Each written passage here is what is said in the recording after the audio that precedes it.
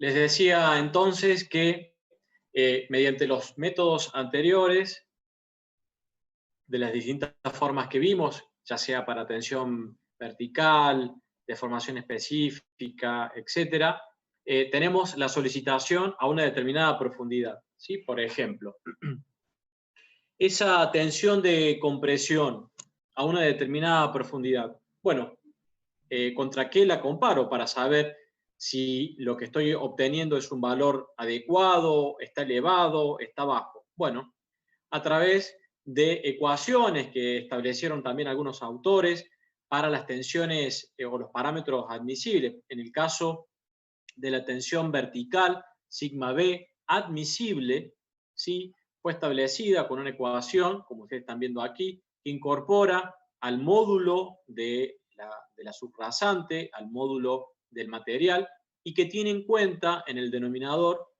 el logaritmo de n, siendo n el número de repetición de carga, ¿sí? O sea, el número de veces que pasa los ejes de determinados vehículos sobre la superficie del pavimento, ¿sí? Esto vamos a ver que si bien en aquellos métodos más antiguos no se incorporaba el concepto de un eje equivalente, ¿sí? Ya vamos a ver un poquito más sobre esto, pero vamos a decir por ahora que esto es el logaritmo de un número de repetición de carga, ¿sí? Cargas son las repeticiones de los ejes que solicitan el pavimento.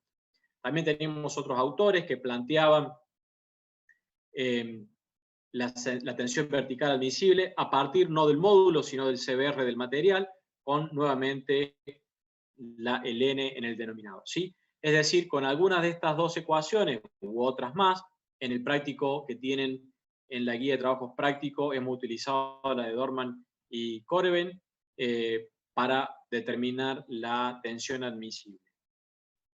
También, y aquí un gráfico un poco medio difuso, pero para lo que son la deformación horizontal por flexión en las capas asfálticas, es decir, cuál sería la tensión admisible en la fibra inferior de la capa asfáltica, es decir, por tracción, porque esta capa, al tener un mayor módulo, ya empieza a trabajar con cierta flexión que implicaría la aparición de una pequeña fisura. Entonces,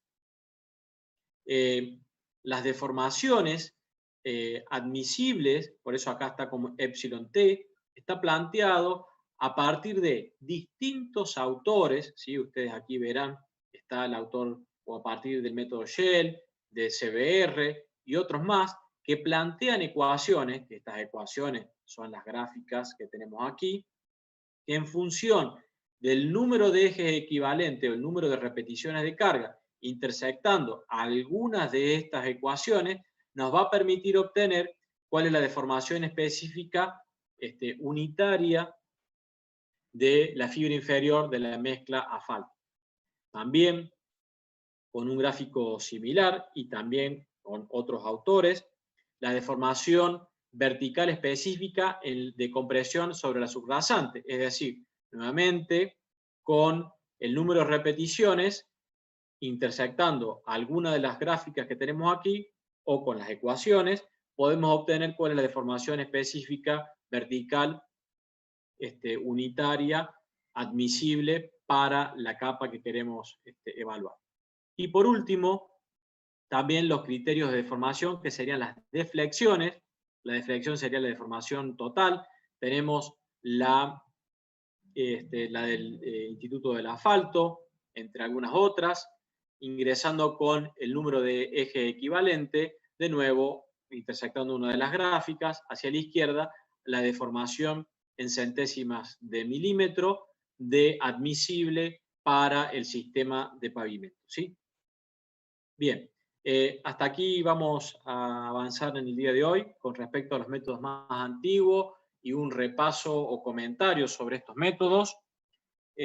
Para luego, en la próxima clase, ya abordar una metodología un poco más nueva, que sería Shell, respecto a estos otros métodos, ¿sí?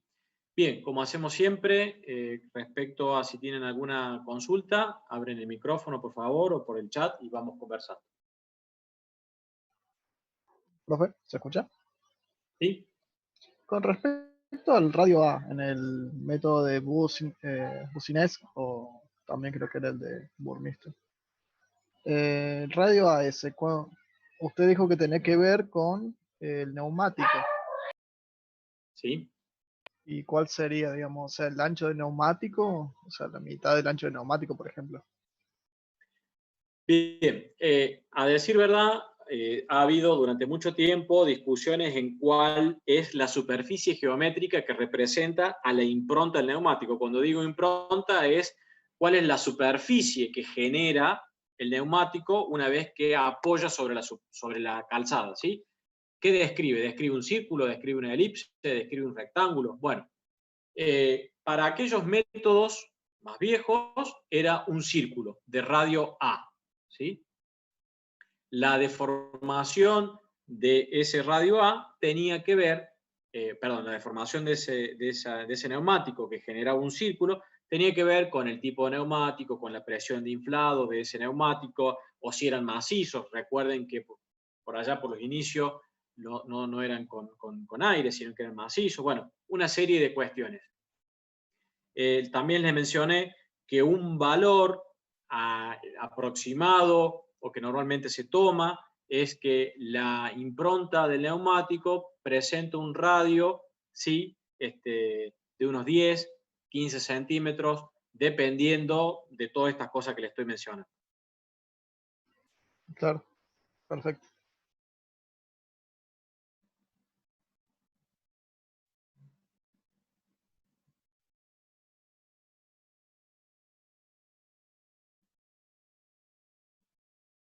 Bien, mientras alguno va pensando alguna pregunta más, si tiene, les hago un comentario. Esta mañana les subí a autogestión las clases hasta el día de ayer, ¿sí? Todas. Así que, bueno, a partir de allí ya tienen para ir estudiando para el parcial práctico de laboratorio, que era el día 14, ¿sí?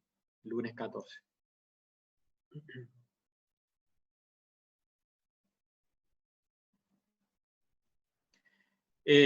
Bueno, con respecto a las ruedas duales, ¿sí? Las metodologías consideraban o una impronta o un radio A, ¿sí? Que considerara la superficie de las dos, o con una carga mayor, o una situación intermedia, una carga entre medio de las dos con un radio mayor, o las dos improntas distanciadas, generando cada una su bulbo de presión y superponiendo a una determinada profundidad la influencia de cada una, ¿sí? Eran metodologías bastante complicadas para la determinación y para realizar los cálculos. Se comenzó con los cálculos que les he mostrado para un solo neumático, y ya vamos a ir viendo cómo va considerando los otros métodos más nuevos, la presencia de los ejes duales, simples, trident.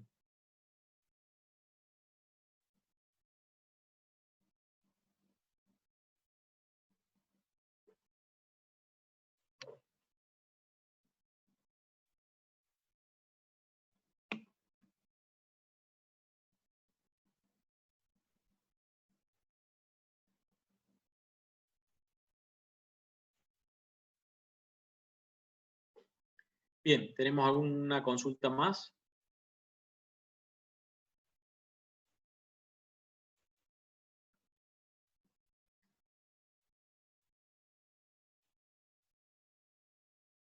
Bueno, chicos, entonces si no hay más consultas, nos estaremos viendo el lunes próximo a las 7 de la tarde, ¿sí? En el horario de siempre.